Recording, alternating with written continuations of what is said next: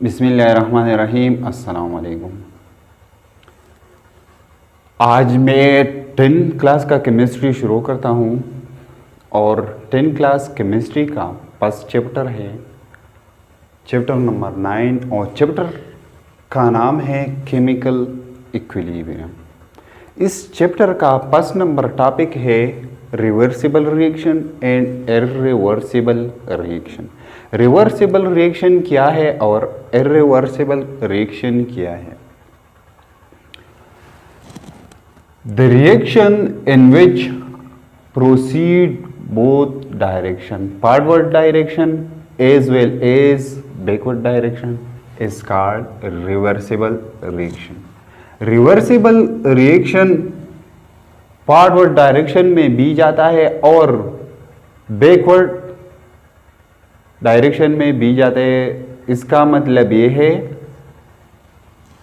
कि रिएक्टेंट से प्रोडक्ट भी बन जाता है और प्रोडक्ट से दोबारा रिएक्टेंट भी बन जाता है, रिएक्टेंट को भी कन्वर्ट हो जाता है। इसको रिवर्सिबल रिएक्शन कहा जाता है। रिएक्शन में फर्स्ट नंबर इसको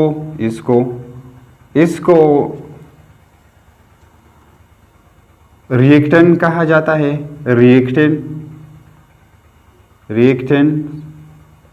ये रिएक्टेंट्स हैं और इसको प्रोडक्ट कहा जाता है। इसको प्रोडक्ट कहा जाता है। प्रोडक्ट्स, ये है प्रोडक्ट्स। और दूसरा इर्रिवर्सिबल रिएक्शन। इर्रिवर्सिबल रिएक्शन ये है the reaction in which proceed in forward direction is called irreversible reaction.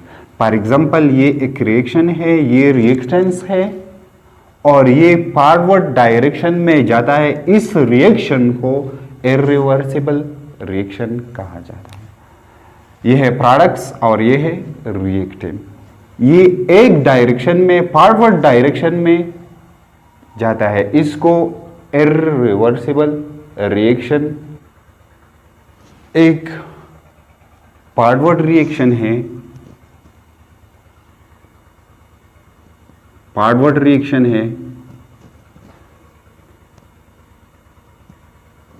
और दूसरा रिवर्स रिएक्शन है। रिवर्स रिएक्शन है। फॉरवर्ड रिएक्शन क्या है और रिवर्स रिएक्शन क्या है? फॉरवर्ड रिएक्शन ये है, ये एक फॉरवर्ड रिएक्शन है जब रिएक्टेंट से प्रोडक्ट बन जाता है। इसको फॉरवर्ड रिएक्शन कहा जाता है।